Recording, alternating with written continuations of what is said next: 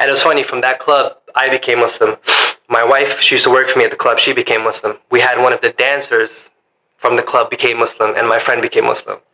So all from that bad thing, that pinnacle of sin, you know, cheating people, liquor, drugs, intoxicants, whatever it may be, 4 people became Muslim. Sebelum mulai, yuk dukung dakwah Vertizone TV dengan like, subscribe, dan nyalakan notifikasi. Jazakumullahu khairan katsira.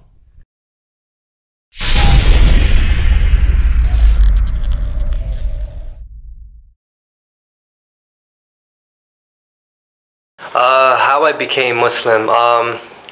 It's going to be about 3 years going on this July, being Muslim. And my journey to Islam was an interesting one, because before Islam I used to own a nightclub. And I had this nightclub for about 2 years. And I was 21 when I opened the nightclub. And that club kind of led me more towards Islam. What really happened in that club, we were making a lot of money in that club. I was making anywhere from $10,000 to $30,000 a night, easily on a Friday, Saturday night. And I was very young, making a lot of money at a young age. And the first year of the club, we were doing, you know, very well. Everything was going great, making a lot of money. You know, I was spending a lot of money. You know, I was young, I had money, everything was going great. And coming towards the end of that 1 year, going to the next year, I started going through a lot of issues in the club. A lot of fights, you know, people getting hurt, you know, business was slowing down. Instead of making 10,000, I was making maybe 5,000, 6,000. For a nightclub that holds 500 people, that's not a lot of money, you know? So I was a little worried, and I come from a Hindu family. My father was a Hindu priest, his father was a Hindu priest, I was supposed to be a Hindu priest, and I was a following Hindu. I actually, you know, used to pray to the idols, pray to the statues every day, every morning. I woke up religiously and, you know, prayed to these idols, asked for everything to be okay. You know, Hinduism has a lot of, you know, different idols, different gods. And when I was going through these problems, the first thing that I wanted to do was, you know, go and find out from my family, what should I do? And being a following Hindu family, they advised me to go to the pundit and to do all these different kind of things. One thing come from a Hindu family, these pundits, they do a lot of things that involve magic, but they don't think it's magic. And I kind of got tangled up into that. And when we was going through the issues in the nightclub, he advised me to do certain things. I was getting issues with the police officers. He advised me to do things dealing with mind control for these officers. He advised me to do things to bring people in the door. He told me there was like different kinds of the unseen world, the jinns messing with me from competition clubs. They were doing this kind of magic to me and doing these things to bring me down, to try to get this location from me. And business was basically falling. And then when I started doing this magic and all these different things that they were doing, and at the time I didn't know what it was. I thought this was just part of the religion. Business got better. It got better, everything started improving, everything started going great. You know, I used to get about 30 summonses a week, and with this magic they all get dismissed, you know, with no problems. Everything was just going great. I did this for a while, and all of a sudden it just stopped working. You know, this was coming close to the end of the 2 years. And it just stopped working, and I didn't know why, and I got upset. It came to the point where it was either I close the nightclub and lose over $800,000, or just fight and go to court and do all these different things, which I did. 1 weekend I spent over $30,000 in lawyers just, you know, trying to fight, keep this place open.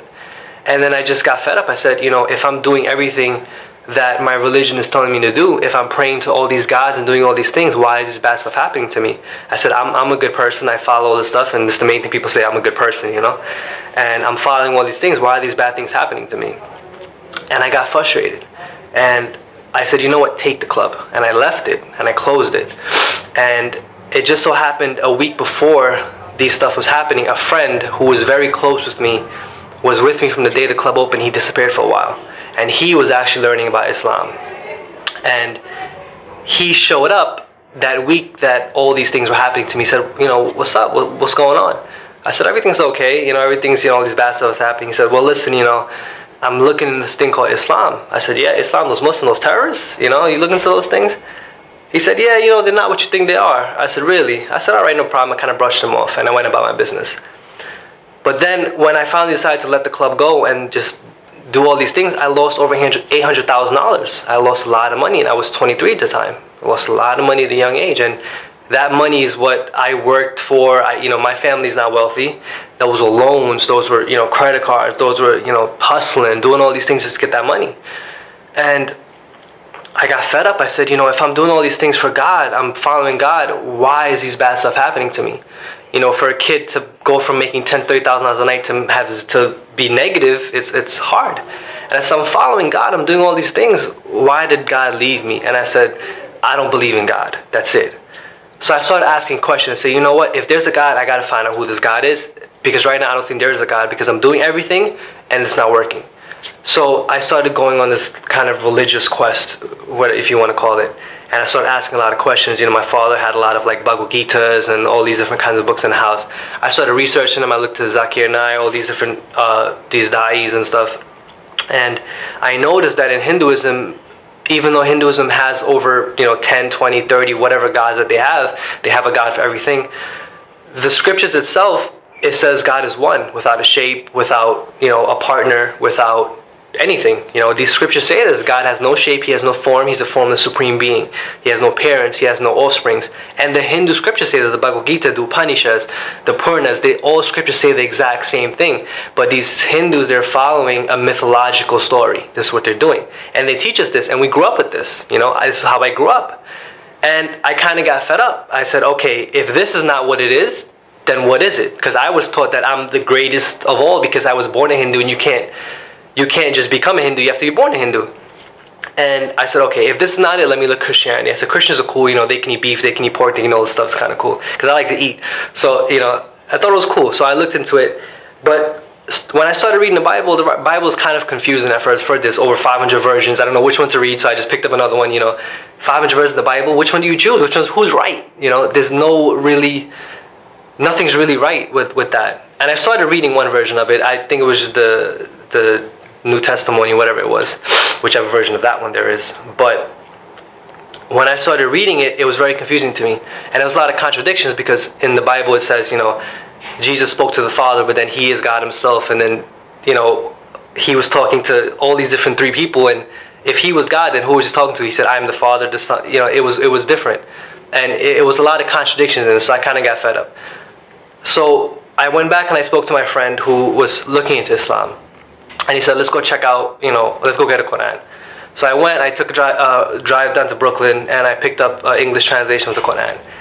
And if you ever look at the Quran the first time, it's kind of confusing, English translation, because you don't know what's Baqarah, what's Fatiha, what's all these. So you don't know what this is. Like, why am I reading about a cow? What is all this stuff? So I just kind of opened it to some random page. And I don't remember the exact ayah, I have it written down, but what it basically, the ayah said to me was that, it was we who pulled you from this sin in order that you may return to the straight path. If you revert to your sins, we shall revert to your punishment. We shall revert to our punishment. And I don't remember what ayah it was. I think it was Imran, but I'm not sure. But it spoke to me. It says, it is we who have pulled you from this sin in order that you may return to the straight path. If it wasn't for our favor upon you, you would have been in the same fire as them. And these are kind of like the context it said. And this is the first thing I ever read in the Quran. And it was just a random page. So I said, wow, what is this?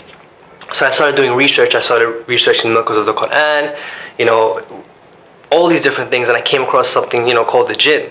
And then when I came across what the jinn was and these unseen creatures, and I figured out what I was doing was wrong. It intrigued me. I said, I didn't know this thing existed, because these pundits were telling you they were unseen beings, and they were, dead people and spirits and all these crazy things. And when I finally learned what it was, I was like, man, that's interesting, and I can't believe I was doing that. And it talked about tying up the knots and all these different things that we were involved with.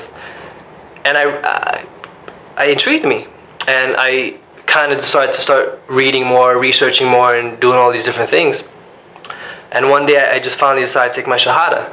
And it's funny, because when I took my Shahada, the day I was going to take my Shahada, for a new Muslim, it's weird, because the moment you're going to take a Shahada, all these doubts come into your mind.